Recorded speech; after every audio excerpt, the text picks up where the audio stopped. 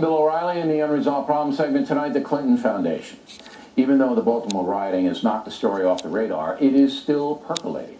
Now, the Clinton Foundation says it didn't tell the IRS about more than 1,000 donations. The other night, I spoke with Charles Krauthammer about the entire situation. I say it's going to have an impact on her election campaign. It's not going to be immediate. There's not going to be a spike or a dip spike, a negative spike in her polls. But I do think it's going to solidify the impression people have. Now, she comes into this as probably the best defined, let's say predefined candidate in memory. I mean, she's got a camp of people who believe in her no matter what. But I think what this does is it prevents a rebranding. When you have a candidate who runs and loses and he comes back or she comes back, they want to come back with a fresh slate. Nixon loses in 1960. He comes back in 1968, and he's literally called the new Nixon. Now, you can't have the new Hillary, but they want to rebrand her. That gets totally wiped away, and who she is and what she is now redefined as the way she was.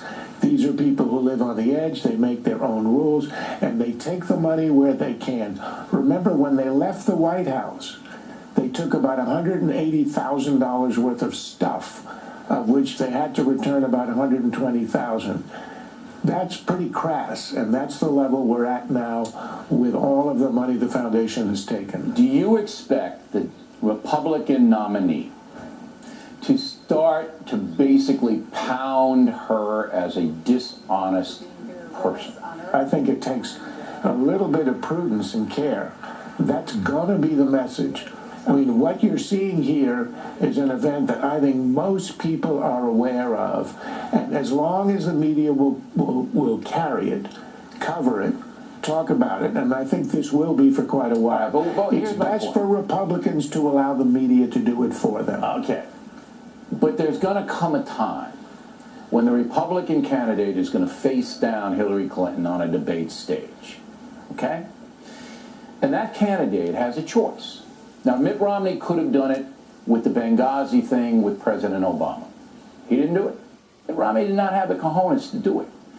But on the stage, you can have a Republican contender legitimately turn and say to her, convince me you're not a dishonest woman. Convince me. Now, you do that, and the left-wing media is going to cut your heart out. It's a risk. Do you think they're going to do it?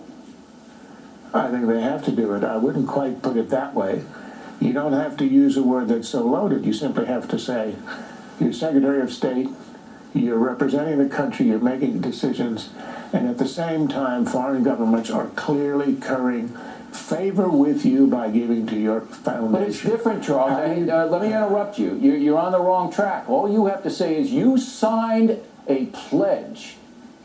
All right? You signed a pledge that President Obama made you sign. And you broke it. Now, come on. It's not either or, Bill. You say that in the rebuttal after she dances. No, but that's the real damage there. You sign the pledge, and she'll say, "Oh, I didn't know. It was my people who didn't." And then how can you be president if you don't know what your people are doing?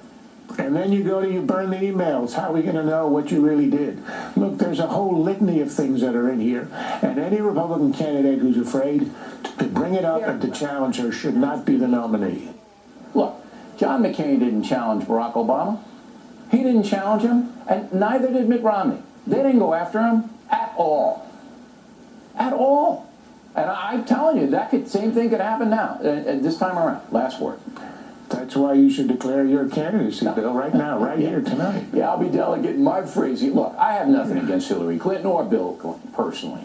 I mean, it's not a personal thing with me, but I want honest government. All right? Is that asking too much? And with the history that we see, from Arkansas all the way up here, you just mentioned the 180 grand they whipped out of the White House. With the history, one after the other there's no doubt now. Go ahead.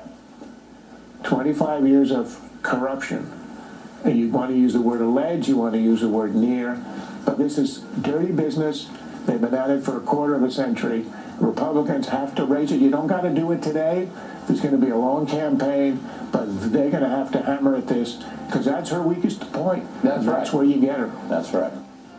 One footnote, Things That Matter, Krauthammer's big bestseller, will be out